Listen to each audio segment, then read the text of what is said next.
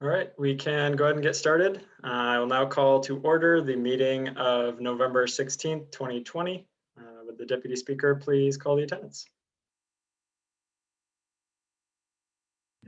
Senator Arkin, Present. Senator Belay,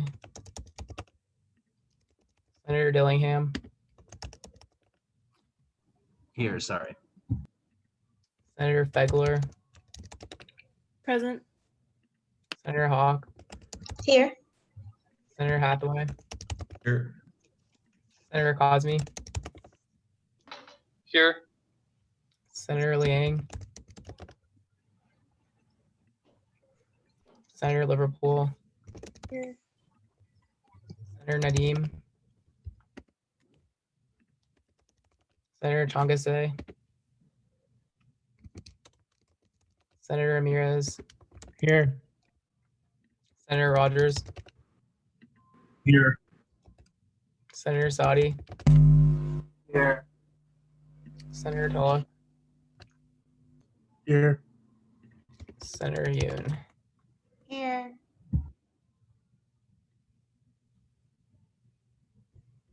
We have 12 present and 6 absent. All right, please no one leave. And also, if you don't mind turning on your video if you can, please do that. Makes it more enjoyable, a more fun meeting. We're now going to sing the Genesee. Full many fair and famous streams beneath the sun there be, yet more to us than any seems our own dear Genesee. We love her banks and stately falls, for to our minds they bring our dear old alma mater's halls, where sweet memories cling.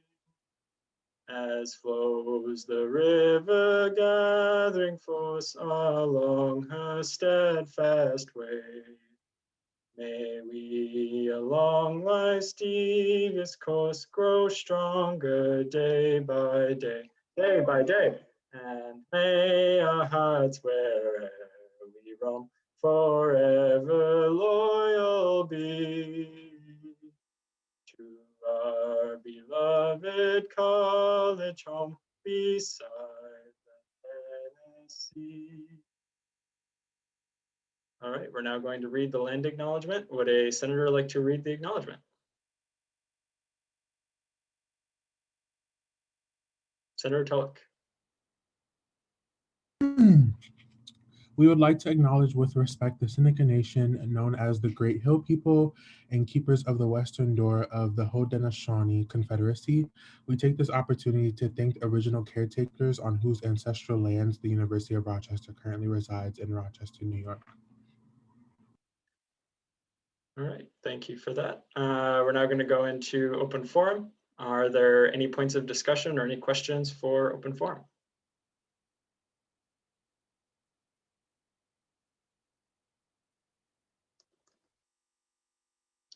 I don't have it up, but Micah Greenberg is in the gallery. Senator Tulloch. I yield to Micah. Hi, everyone. Just a quick update from your happy Campus Times representative to Senate. I just wanted to say that Campus Times is doing a project about sort of this semester in review as it relates to COVID. So if you know anyone or you yourself have any stories about being in quarantine or testing or anything along those lines, we have a survey that would be very helpful so that we can sort of better understand what's going on campus relating to all the COVID related stuff. That's it. I yield. Senator Tulloch, you have the floor.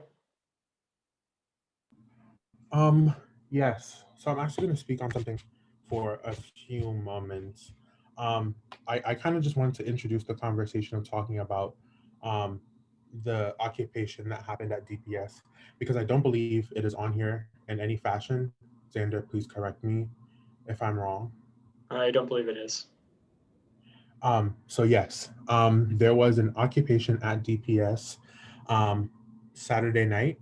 There was about 30 students there, and their specific demands for the night. They wanted DPS to release all disciplinary and financial records, and that was their main point for the night. And I wasn't sure if any other senator or anybody just in SA was aware of it, because I didn't see anybody in SA there. And I think to a certain extent that is a problem. The fact that there was 30 students who felt, or a group of students who felt so strongly about something that they were to sit in the cold, and then throughout the night, which transitioned into almost a freezing rain, and continued to sit there, and no acknowledgement, because I don't think if I wouldn't have mentioned it, it wouldn't have been brought up in any context. The fact that that is going, under our radar is presenting a problem. And furthermore, I think when we were having a conversation with President Mangelsdorf, who ended up coming out and talking with us at the occupation, towards the end of our conversation, certain students from the occupation were asked by Mangelsdorf, do you think that SA should be contacted as we continue these conversations? And everybody in the crowd said no. They said they do not feel represented. They do not feel as though they want SA having any involvement in their demands at all. And I think that presents a huge problem. As elected officials, that should be making you feel as though there's something you should be doing. So not necessarily charging you to do something, but I'm definitely asking you to just look around and to listen a bit more. I yield. All right, are there any other points of discussion for open forum?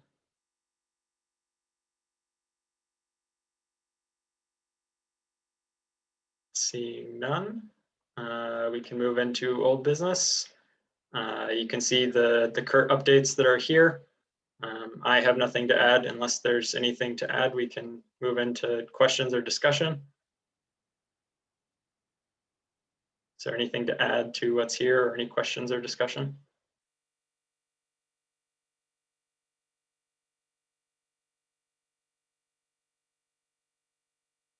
Could you move the notepad a bit to the side?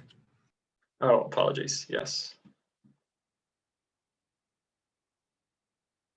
One thing that's worth noting is the concern form here, which is just a Google document to add with any concerns as a member of the student body or that you as representatives have surrounding COVID-19, and it will be brought to University Administration. Senator Hawk. Yeah, so I had a concern brought up in one of the groups on Facebook that a lot of countries require PCR testing that has been done within 3 days of travel, but our university's testing results, they don't guarantee that it will come back within 3 days. So is there anything that can be done to help those students, because rapid tests are not accepted in a lot of countries? So yeah, I yield. Is there any discussion on that?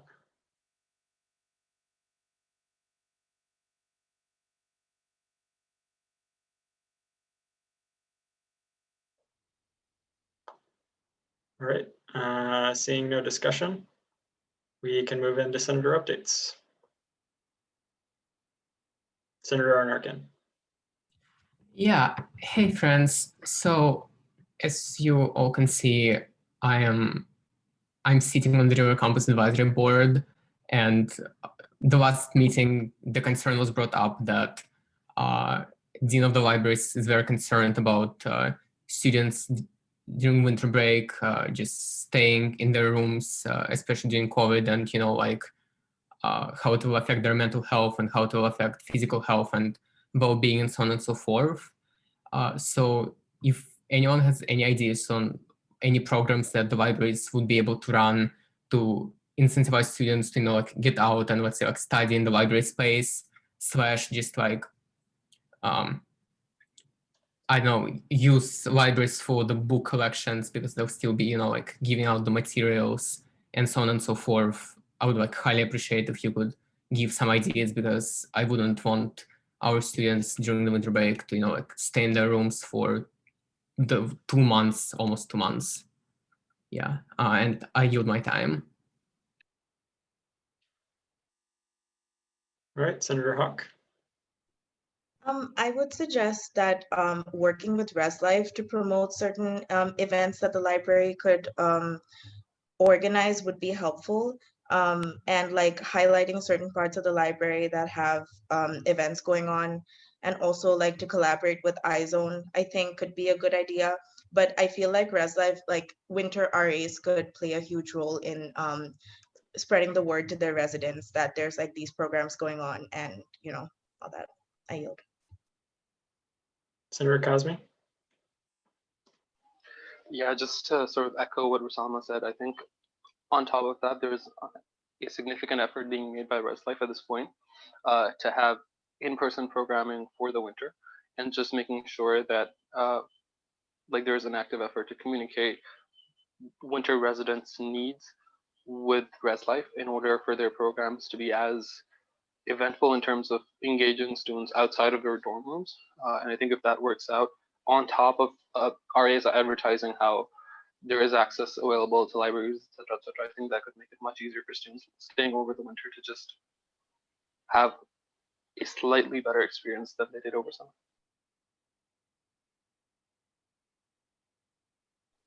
I yield.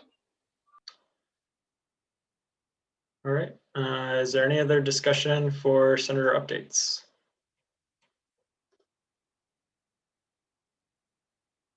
All right, seeing none, we can move into legislative committee updates. Academics, anything to add? Yes, thank you. Well, first of all, we are still on the lookout for a deputy chair. Again, please point out anybody to me or to the committee for consideration. We don't expect to have like much late recruitment for this semester, but we desperately need a deputy chair as soon as possible to continue the work of the committee as properly as possible. Recently I had a meeting with AMA and with Amarillo and the speaker, working on establishing connections with the academic councils, these clubs that work with like departments and academic matters of the majors, and in reviewing possibilities for working on library hours and other spaces, mostly for next semester, a little bit also for the break. And I'm looking forward to like work with campus services on that. We have working also in the committee in benchmarking policies of peer institutions on multiple issues like grading, SF equivalence they have, any leniency policies regarding COVID for this and next semester, especially final seasons for this semester and the semester as a whole for the spring. A couple of upcoming meetings with deans and senior faculty. If you're interested in that, please do contact me. And we are still working on the survey to prepare a letter for the heads of the departments. So please review it, put your input, even if you like SCR or not, we do need this like input, and share it with groups, friends, with everybody you can. I'll be working also following instructions of President Gorka with PR to make use of some resources to expand it so as student body, but I would really appreciate your help in any matter to like just get people to fill this out as soon as possible. I think that's all. All right, any discussion? Senator Cosme. Yeah, so the general question I had was regarding the impact petition that was filed on the impact platform a while back regarding the potential pass-fail option for students who are taking classes this semester. And I was wondering if there was any update regarding that, or if that was a potential topic that was being considered. And specifically, I'm asking for pass-fail and not the satisfactory fail option, because there is like obvious distinction between the two, whether the students are more inclined towards asking for the pass-fail, as was implemented last semester, as opposed to the unlimited number of satisfactory fails. I yield. Well, there are ongoing talks relating to like a form of like pass-fail or like SF policy modification for this and next semester. It's an ongoing discussion involving leadership, involving academic affairs, involving deans. Right now, there's nothing in force, but we are reviewing certain possibilities, and I will be giving updates on this very soon, I think. It's still like in early stages, I would say. But I would add that like the possibility of either expanding the options of the number of like coverings you can have for the grades, or expanding the use for it for different levels of requirements is what's mainly on the table. The discussion is how far can we get in that, and actually the benchmarking I'm doing with the committee is kind of to get information to present. I think it's useful to say this number of peer institutions actually are doing something similar to us in this matter, right? In covering grades and making them count as a pass fail, so on and so forth. Like if we can argue that we wouldn't be alone in doing this, it's easier for us. So like that's also what we're doing again to like trying to get that from the administration. I yield. Senator Cosme, do you yield? Yeah, just Assume on you that. yielded to Cesar. Sorry. Yeah, I assume just you yielded. Yeah. Yep. Just on that, I think there's a number of links that were shared in that specific impact petition that sort of do a bit of the benchmarking in advance. So I would recommend highly just looking at it and looking at the addendum that it sort of has at the end, because it does have references to other colleges such as RIT that are sort of using the pass-fail policy for the semester in light of COVID and the pandemic, etc. And I yield. Gorga? Oh, is it me? Yeah. I heard my name, but it cut off. Okay, cool. So just to kind of go off of that a little bit and add to what Cesar was mentioning, we were approached by Dean Runner with overall like a proposal of how to kind of improve SF for this semester, accommodating, of course, for, you know, the pressures that students are feeling academically, the fact that we're still in a pandemic, the fact that the virtual setting hasn't been the most ideal for learning purposes. And I know that I reached out to Chair Liang and also as well to discuss this and see how we can improve it. So kind of just to echo Cesar's point without divulging too much, there is still ongoing in conversation of how to improve it, including sentiments from the impact petition, which I also forwarded it to Dean Runner on points of how many classes can, you know, we SF, how late can we decide the SF, can those be counted towards major, minor, cluster, graduate level class requirements, and all of that. So I know he mentioned to us over the weekend that he was going to be in discussions with other deans today and tomorrow, so he should be getting back to us on that. But yeah, we'll make sure to keep everybody updated as more news comes to us. So I yield.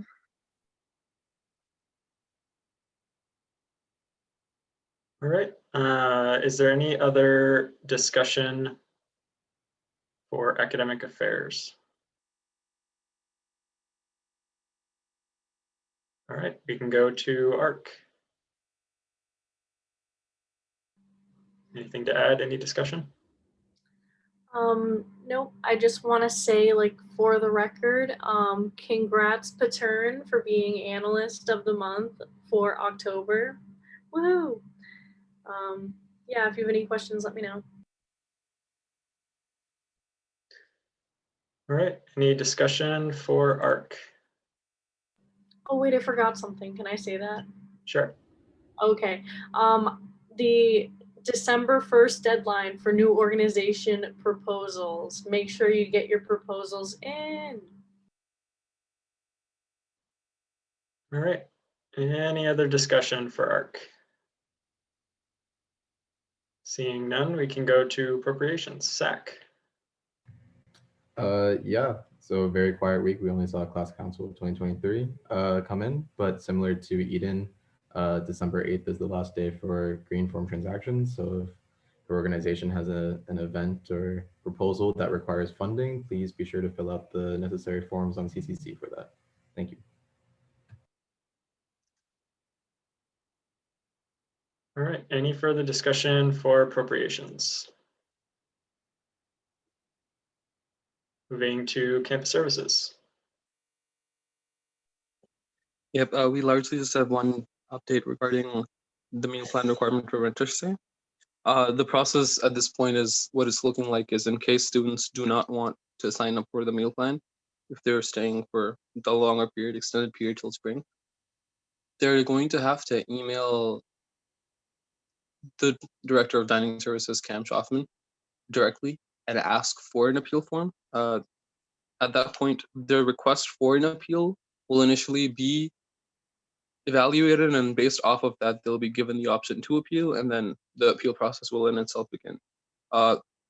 It is very unlikely for students to be able to opt out of it. However, from what I've been reassured, working with the Dean of Students of the Financial Aid Office and with the Basic Needs Hub, the Dining Services Program is going to do their best to support all students, regardless of whether their financial aid covers or does not cover the meal plan. So in case there is a student who, for instance, has, say, who is medium need and has a 50% financial aid package, and that's the only amount that financial aid is able to cover for them or winter stay, then Dining Services will work in coordination with other parts of the school, such as the Dean of Students Office and also Basic Needs Hub, to cover the rest of it in case it's an emergent situation. Of course, there are students who've asked for, a number of students who've asked for appeals regardless of their need, in terms of them already having enough declining and or them wanting to just not have the meal plan because they want to fend for themselves, it's a let book for themselves. And in that situation, what Cam has proposed is that in a situation whereby a student has enough declining in advance, they will still be required to sign up for the meal plan for winter. However, what the proposed option is, their spring meal plan will be adjusted to cost less in case they have a significant amount of remaining declining left at the end of the winter stay. And therefore, they'd have to pay a smaller amount for spring, because they might go from, say, a plan A, declining A plan, to a declining C plan. The only, sorry about that, the only active issue with that will be for students that they will have to cover for themselves over winter. We're still trying to work through this, and I have reached out to, what's it called? Campus Services has reached out to the Office of Dean of Students and also Basic Needs Hub. And as soon as we have more direct updates about that, we will share them. That's about it. Thank you. If you have any questions, feel free to throw them at me. All right. Any further discussion for Campus Services? I believe Chair Liang is not in the meeting, but I'm sure she would want to be looped in that process as well. Any further discussion for Campus Services? All right, we can go to Student Life. Yeah, Amanda is not here, so I can give the Student Life updates. We changed our meeting time to Fridays. Now that we have LAs, we did like a when to meet. Before we just kind of stuck with last year's time, I think. We are working on one of the people's demands regarding the narratives about the 19th Ward. I think that's the right neighborhood, right? We brainstormed 19th Ward. Okay, I got it. We brainstormed some like actual ways that we could go about breaking that narrative. And then we reached out to RCCL, which to be honest, I don't remember what RCCL stands for, but I remember that we took action on it, and that's what matters. We reached out to someone, Noah, Senator Hathaway on this call, and one of our LAs, I don't know, are our LAs here? They did that reaching out. Center for Community Leadership, perfect. And they're changing the name, right? I think I saw an update on that. Noah says, yep. Can you, is it your screen, Alexander? Can you scroll down a little bit? Some of our LAs are going to work on the Medical Amnesty Project. Oh, perfect. Yeah, so Paris and Hannah are the ones who are going to be working on that. It'll be like an awareness campaign, right? Is the niche that we're going to try to fill.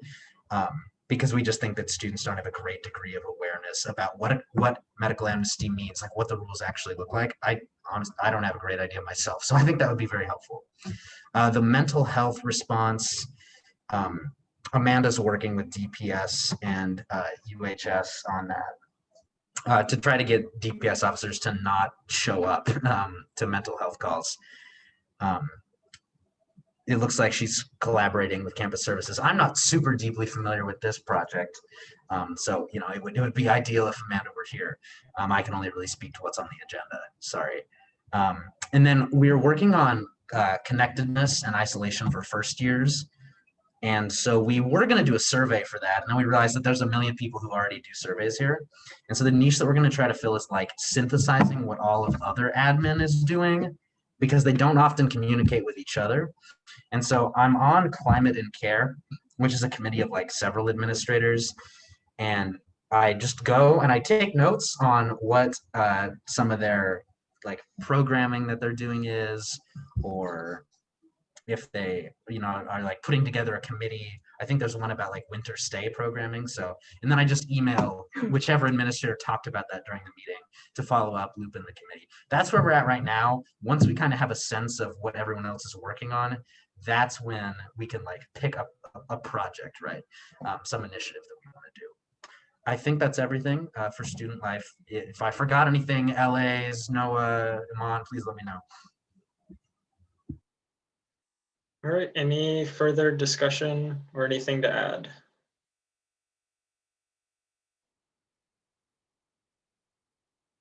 All right, seeing none, we can go to Isaac. Hi, everyone. So a couple of updates for this week. The first one is that we had a meeting with Dean Burns with members of the committee, and we discussed the resolution that we passed a few weeks ago, I believe. It went very well. Largely, we, brought issues that some of which he was like not aware of. He explained to us why basically the system that they use, that the university uses to reach out to students in who are undergoing crises or international crises or any kind of distress, why those systems are kind of dead right now. And he's expressed willingness to work with us to sort of bring those back. And he sort of told us that there was going to be a follow-up meeting with Isaac, Ravi Shankar, ISO director, and Molly Jolliffe from CCAS. So we're expecting to keep working with the dean, and also to just make sure that international students are reached out to, and every student really, because that's sort of the angle that he wants to take as a dean of students, to have some kind of system that kind of works for all students. Nonetheless, we're happy that we're closer, at least a step closer to getting our resolution done. So that's that. And the second thing is that this week is International Education Week. I really want to just appreciate everyone in ISAC for working really hard to make sure that we bring up all the program stuff that we've been working on. So we've been working with different administrators, as I've said in previous Senate meetings, and departments and companies as well. And we are happy to say that most of our events are confirmed for this week. So we're going to have 4 events. One is going to be sponsored by the Green Center. There's a poster going around. I think it's on the essay Instagram page as well. So we're just going to ask everyone to please share that within your circles, and just let international students know that there's like programming that is for them. So we want to have like a graduate school/career preparedness event that's sponsored by the Green Center. We're going to have a town hall that we will be moderating. That's going to be about OPT and CPT, just like answering every question about this. We're going to have an expert from ISO to answer these questions. We're also going to have an international alumni roundtable with alumni who come from different sectors to just talk to us about some like hurdles that they had to go through, and everything that international students really have to go through after college, from immigration to visa expirations and everything like that, and just basically to talk to us about even like employment sectors. I believe we also have people who are currently in grad school who are coming, who will be showing up to the event as well. So basically just having as many perspectives as we can. And just on the record, I want to really shout out to the Green Center, ISO, Careers on Court, and could you go down on the schedule? Sorry, I'm not sure if that's the last thing. Yeah, Careers on Court, ISO, the Green Center, and alumni relations for really coming out for us and just like doing everything that we're asking them to. There were so many emails that were going around, so many meetings, and I'm glad that finally we have this done. We're also working on a resolution for this that was supposed to be on the schedule for today, but there was significant feedback that we had to include, so we're going to postpone that. So that's that for International Students Week. Again, I just want to say, please, if you see one of these posters, please, circulate them among your international student circles of friends and everyone, and let's get work done. Okay, 2 more. So we met with International Education Week Committee, the universities committee. They're also doing a lot of great work around that. So yeah, we had a good meeting. They'll be helping us advertise our events as well. We've given them feedback on their events as well. So we created a very healthy relationship around that. So I want to put that on record. We're very helpful to that committee. Lastly, we met with Laura Ballou, whom we have weekly meetings with. Basically, she, guided us through the whole process of coming to host these events. We had planned that some of our events were going to be in person, but those are going to have to be postponed, probably for after Thanksgiving. I mean, not after Thanksgiving probably, but in the next week or so, or even the next few days, we'll never know. But shout out to Laura for great advice and all the feedback that she's given us. And that's it from my side. All right, thank you. Any discussion or questions for Isaac?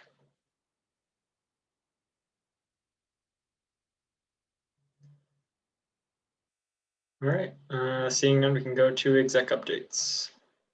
Awesome. A hard section to follow.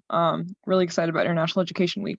Let me know if I start breaking up at any point. My Wi-Fi's been really spotty, so just wave me down. I have everybody's videos up. Okay, starting off with the first update, mental health task force meeting. That group met up today. Some topics of the agenda that was discussed was kind of reevaluating the leave of absence policy, because there's not really very stringent measures of how that works, especially for international students.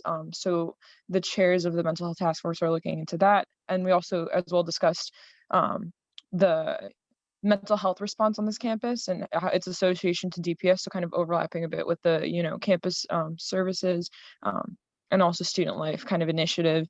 I'm going to be following Chair Liang, since she's the representative on this particular group. She just didn't have a chance to be able to come to today's meeting. I'm just going to follow up with her just to update on those discussions, because we had a lot of good feedback from administrators and the students present in support of the idea of kind of reevaluating how we go about addressing mental wellness checks on this campus. And then the last thing on the agenda that was discussed today was the big elephant in the room, mental health as it's impacted on by COVID, and how we can, moving forward into the next semester, improve kind of the community building and what kind of resources we can offer, what kind of in-person things can we do. And it kind of divulged into discussion about potential breaks, like mental wellness day breaks for the next semester, which I know for the folks on the call that were advocating for a break this semester, Dean Renner had disclosed to us that their administration is currently looking to make those kind of similar changes and add some similar breaks in the middle of the week for the next semester to accommodate the fact that we don't have a spring break. So we'll see what comes out of it. If anybody has any questions on that, feel free to reach out to me. I also have more breakdown of meeting minutes if anybody's curious on any of the 3 topics and how the discussion went. Next thing, policy on discrimination and harassment. So just to clarify, because there was some confusion within leadership, this policy is specifically for staff and faculty, policy 106. So I mentioned last week that the university group was planning on a time to meet. Well, they did. It seems like they're going to be trying to meet on a weekly/bi-weekly basis. And then the recommendations that they're trying to push are for February. So myself, Parliamentarian Sahin, Chair Liang, and Justice O. Us 3 will be looking into that policy. We're meeting tomorrow at 5:30 to kind of, do some housekeeping and see how we want to go about soliciting feedback, presenting points to the main university group where this is being discussed. Again, I mentioned this in steering yesterday. I don't know how much I'm going to have to be able to update on the progress of these conversations because it is very confidential. But if anybody in particular on this call is curious or wants to maybe even still get involved in this subgroup, please reach out. Oh, can you scroll up for me, Xander? I'm like looking at the screen share. Thanks. I'll try to be quicker. Okay, Public Safety Review Board. So that's the one thing that I can disclose is that the proposal for reimagining PSRB was proposed. It seems like there's still going to have to be some more convincing and discussions to see if this change is really warranted for X, Y, Z reasons. Can't really go into it, but there's the potential that we might have to resurface that DPS survey from the start of the semester and get more student feedback. That's a conversation I'm going to have with individuals within senators that had, worked with the survey in the past to see how to go about it. Because it seems like we're going to need to solicit more AS&E undergraduate student feedback in general. President Mangelsdorf also reached out to me saying that she was interested on seeing the results of the survey. And also I know that kind of segueing now to the DPS Student Advisory Board meeting minutes, since that was also a group that met that day. There's been already some surveying on other campuses within those student groups.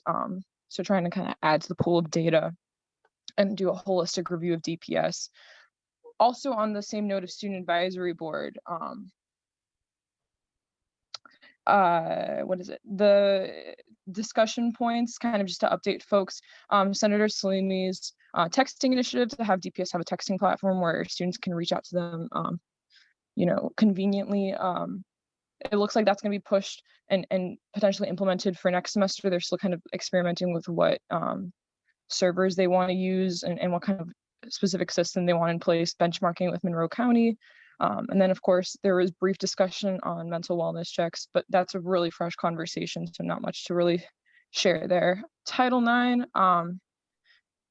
I had a meeting with Tiffany Street, and it seems like we're trying to do some more set of outreach to the student body, discussing Title IX and seeing, how we can advertise the resources students still have available to them, especially now that stuff's shifted over virtual. They've had some delay because, again, as we all know, Morgan Levy had to step down from her position.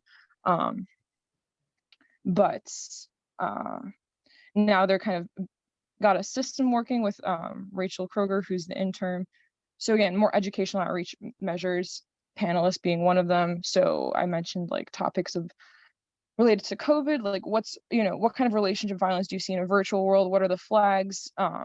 Things like that, trying to kind of help students proactively see these kind of warning signs in this new normal that we have, where it's kind of hard to navigate, life, let alone sexual misconduct, how that looks like in this new context.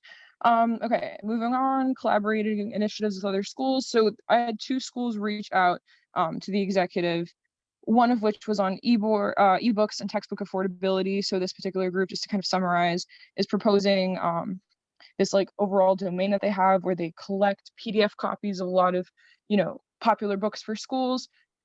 And essentially what they're proposing is to have that be like a platform that's accessible to students at the U of R for like a small flat rate. Whether or not this is feasible and if we can do it officially through the U of R, because it is like they're a new organization, it's going through a pilot right now. That's a conversation I'm going to have with the libraries, and I'm going to make sure to also loop in Senator Salimi, since she was the point person for student life on textbook affordability. So we'll see what can be done there, because I know that the libraries have already been, addressing textbook affordability and seeing what can we do on promoting more virtual, free, public domain textbooks, as opposed to, the kind of expensive average we have now. I think like the stats were, like students semesterly, dependent, of course, if you're natural science, humanities or social science, like prices really fluctuate, and it's an additional cost that we should try to, alleviate for students.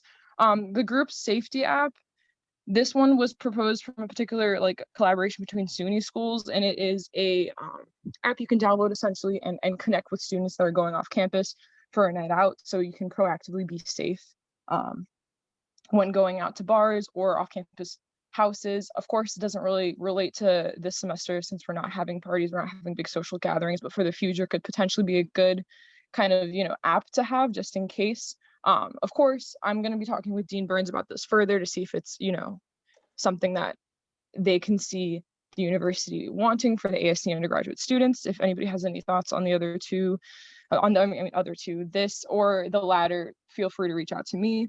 Moving on, Office of Equity Inclusion Student Advisory Board. So again, that group's meeting weekly. Last week, we were kind of consolidating the work that's already being done by individuals within that group. So we're not, stepping on each other's toes and doing the same work twice over. So we're creating a box folder, and we're also using this kind of form that's available on the Office of Equity and Inclusion site to really outline what we want to see changed with those around the topics of equity, inclusion, diversity, etc.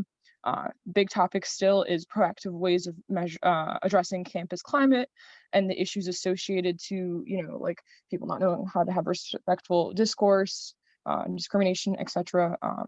And then also like diversity hiring. So how can we get more representation on this campus and also retain that representation? And then Presidential Advisory Council, real quick, applications, we got a number more. Hoping to schedule interviews soon, but again, like if you guys know any folks interested, I think we only have like around like 15 to 20 applications right now, and we're trying to get the group big. So final plug, I swear I won't include this on next Senate's agenda. I'm really just trying to like wrap it up and get anybody interested involved. Okay, and then the last two. So this one, I feel like I've been talking for a lot. This one, I want everybody to refocus attention real quick, and this is expectations on, folks here that are representatives and liaisons for the Students Association for university groups. I just want to articulate that anytime you meet in your official capacity as a liaison, as a representative in those groups, to bring back updates for Senate. I feel like there's been sort of a discrepancy on people, looping in the rest of SA, especially if, those conversations are not being confidential, and most of those groups shouldn't be, from my understanding of the charters. It's really important to get our buy-in and make sure that, you're getting the feedback from the whole of the Students Association at least.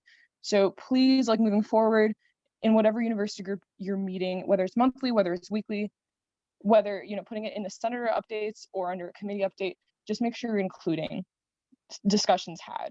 Like, that's all I'm asking. And I know it's not really been a precedent, but it's an expectation that I have, and I'd hope that, we can just make sure, especially in this virtual sense, we're all disconnected, at least keeping each other in the loop on that and being proactive about it.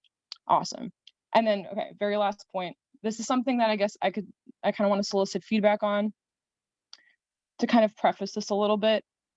With this semester, I feel like there's a lot of unsung heroes that we don't necessarily thank a lot for all the work they've done. And that, I think, is folks like that are working in dining, facilities, the people that are doing a lot of the hands-on work and interacting with students the most. So something that I was talking about with Anne-Marie Algier was potentially doing a cards initiative where SA essentially writes thank yous to those workers for all the, all the work they've done this semester, especially with COVID, risking the health and safety of their families, knowing, we're in a pandemic, but still coming to work anyways, still, putting their best foot forward.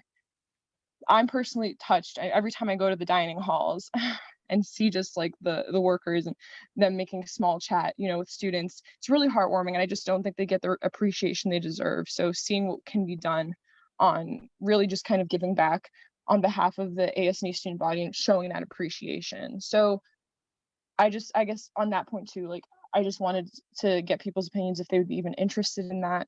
I know burnout is high, and I know that I tried to do a cards initiative within the steering group last week that didn't really work out. So of course I'm like worried. I don't want to stretch people too thin, but yeah, that I'll just leave that there. If there's any questions, let me know. I yield. All right, any discussion for the executive?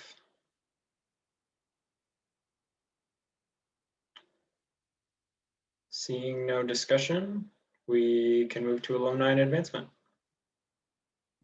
Hi, so nothing much to add besides that I'm looking into an alumni mentorship program. ISAC originally developed the idea, but I know that Alumni Relations is trying to work on its own version of it. So trying to connect those people together. And if you're still interested in doing a day in the life of Instagram takeover for the alumni office, that would be great. And could you please reach out to me? All right, any discussion for Alumni Advancement? Senator Shangase?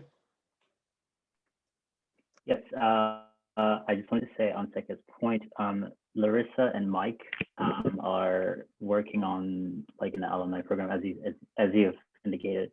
I think it may be great for you guys to like come together at some point, because they've already had some ideas developed and sent to admin.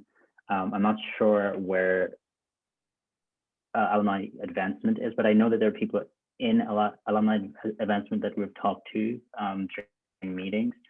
So I think that there may be like two different things happening at once, and I think it might be helpful to just like talk to either Mike or Larissa, who are on top of this. Also, I think they sent out a Google, like a Google form in like the International Student Facebook group to sort of like see how people would respond to an alumni mentorship program, and specifically, you know, who they would prefer to be their mentors, like where they from and what kind of programs that they did when they were in university. So I think that connection could be very efficient and helpful. I yield. All right, any further discussion?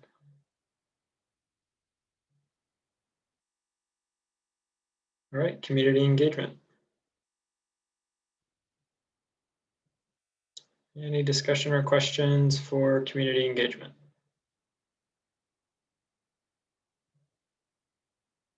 Public relations. Yeah, just wanted to mention that I'm planning to do a post on our social media regarding winter break.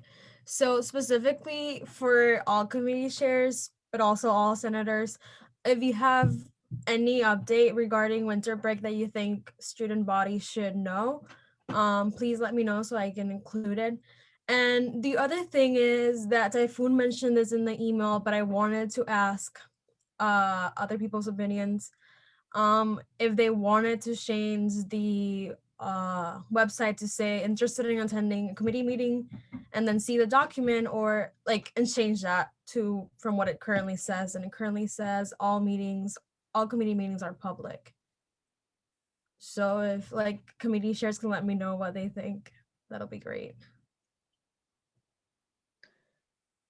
All right, any further discussion for PR?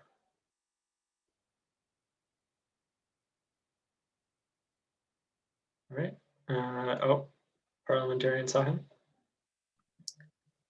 I think I have to be yielded to.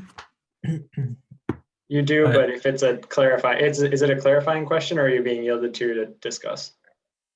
I was just going to, explain why I made the suggestion, which was that I think that, some committee meetings, like I think ARC or SAC maybe, are confidential. And so I was thinking maybe, with the document that is attached to the essay website, that document can also explain, that, sometimes there's a meeting, for example, that actually won't be open to the public. For senators that also wanted to know more, I'll just post the link in the group chat that this is what we were hoping, and what we reviewed during steering is what we were hoping to post on the essay website, so that if things change, we can update it really quickly and students would have access to that info, instead of putting like a request for the website to be updated. All right, I yield. Okay. Any other discussion for PR? There is also, I believe, a section under speaker updates for the same thing, or similar. Right, ACJC. Hello, everybody. So myself and Andre have been working with the Race and Bias Code of Conduct Review Task Force, and what we've been doing on this task force is reviewing the current Code of Conduct and seeing how it currently addresses racial and bias-related incidents, and coming up with recommendations and suggestions for how it should address these issues. And the task force is still meeting, and even though we have not finalized our recommendations, we have come up with several which we believe are good. and we will be sharing the internal essay within the next 24 hours to hear your feedback and get your thoughts. And as we move into the next semester, come up with better recommendations to make the process clear for people and make it what people can trust, and then pass it on to the deans and leadership. Yeah. Senator Telek, did you have anything to add to that? Exactly what Ife said. We kind of met before to cover it, but I definitely think there is a lot of productive conversation coming from the meetings thus far. I think there is a lot more input that Ife and I and the other student reps are going to be putting in within the coming months. But I definitely I'm very glad to see the progress we've made thus far. I yield. All right, any further discussion for ACJC?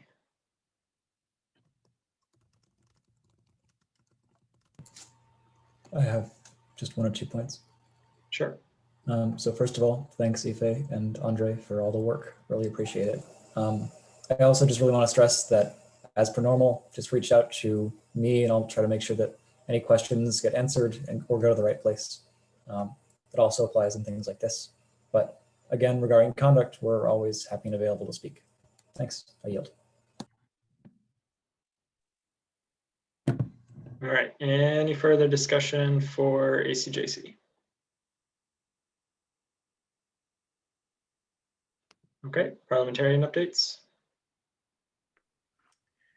Yeah, so the Elections and Rules Committee had a meeting this week, and we have a few ongoing projects. Perhaps something that's notable is that we will be doing a survey soon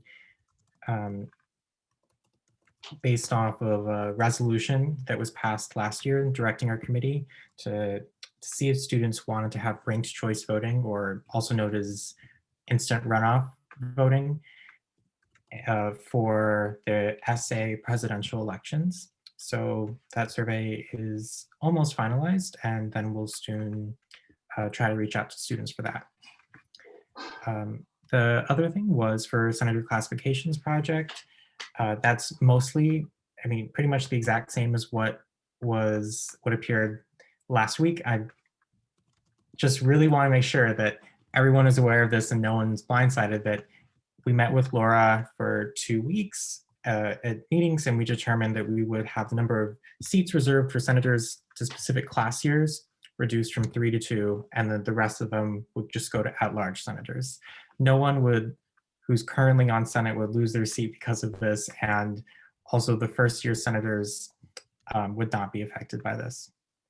I think that about covers the projects. The last thing was the updated ARC PPM is now reflected in the publicly accessible PPM folder, and that also includes all other PPM updates that might have been given throughout the semester so far. They have been also consistently updated and should be in the PPM folder.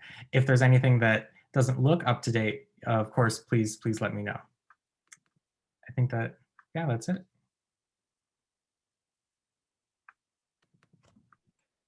All right, any further discussion or questions for the parliamentarian, deputy parliamentarian? Senator Baker.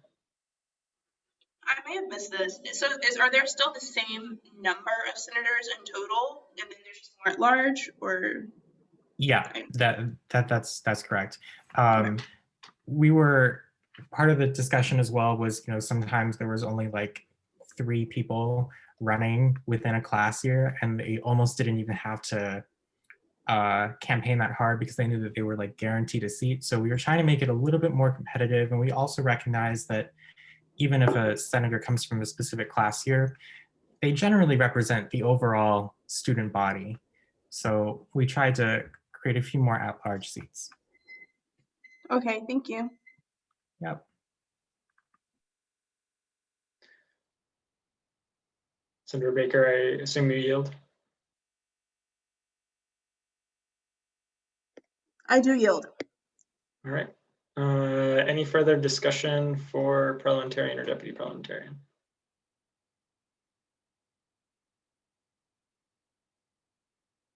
All All right, we can move to Speaker, Deputy Speaker updates. Matt, anything to add? Nothing to add. That's not there.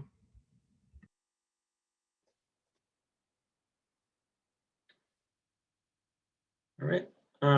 Just as an informal straw poll, we will be sending out a message just to see whether the 23rd or the 30th makes more sense to cancel the Senate meeting, because we know that the transition is going to be a little bit tough to move to online learning. And you want to make sure that you're supported in the best way you can be.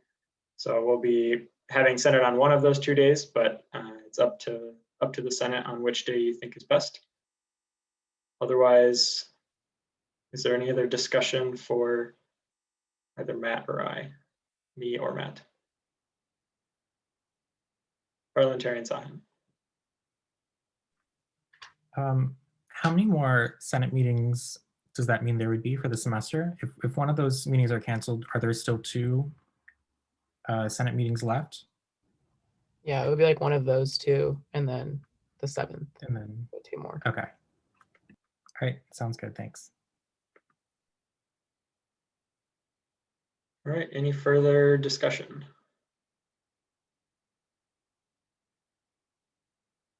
All right, we can move to new business. Is there a motion?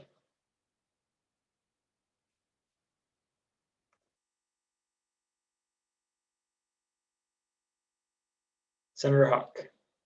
Motion to approve the Senate minutes from 9th November, sorry. All right, is there a second on that motion? Senator Ramirez. Is there any discussion on the minutes?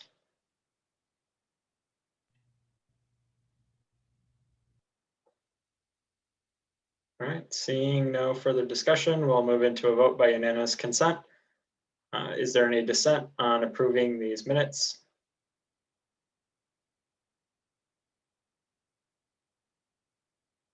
All right, seeing and hearing no dissent, the motion passes. Is there a motion? Senator Salimi. Motion to put Alex Beckler as a senator on the Student Life Committee. Is there a second on that motion? Senator Liverpool. All right, this is the same standard type of motion as the previous, in that I reached out to the committee chair as well as looked at the distribution of senators. Is there any other discussion on this motion? Senator Fegler, you're welcome to say hello, introduce yourself as the newest member of SA Senate. Hi guys, I'm Alex from the class of 2023. Yeah, excited to be here.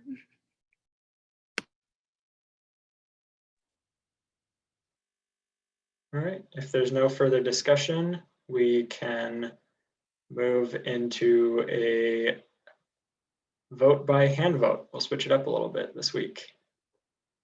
So if you could please use the raise hand function on Zoom rather than do it with your hand.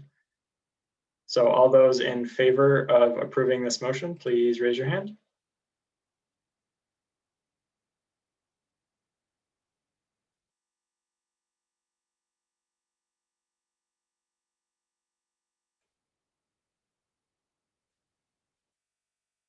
All right, all those opposed, please lower your hands first.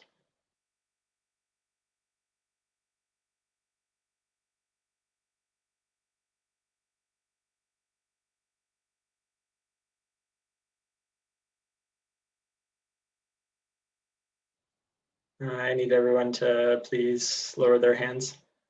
All right, all those opposed? And all those in abstention.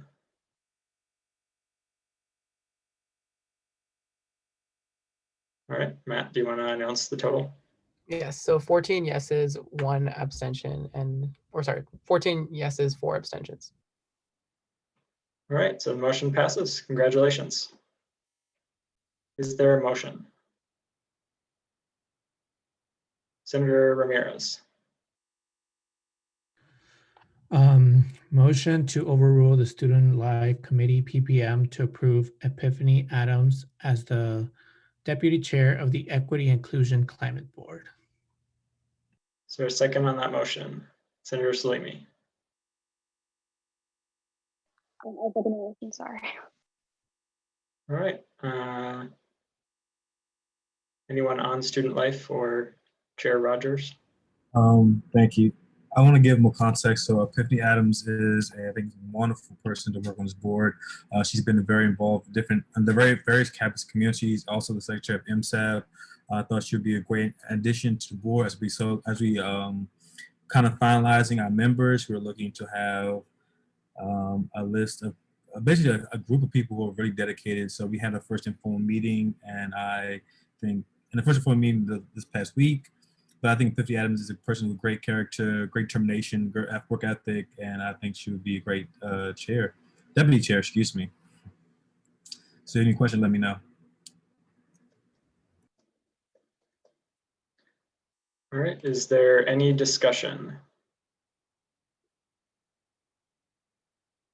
Senator Baker.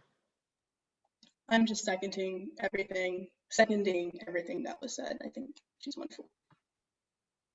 I yield. All right. Any other discussion on the motion? All right, seeing none, we can vote by roll call whenever the deputy speaker is ready.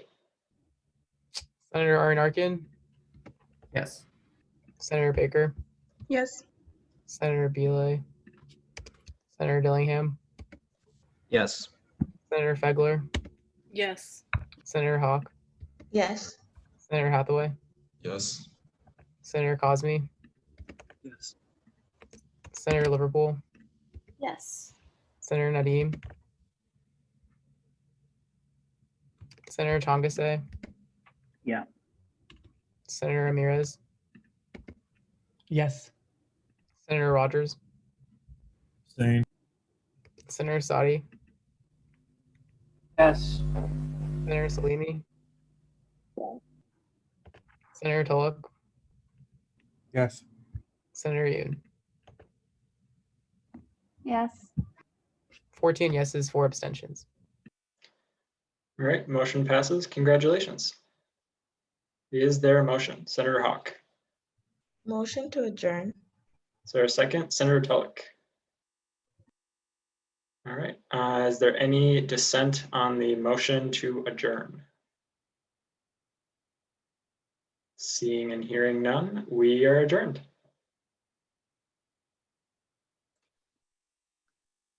Hi, guys. Bye.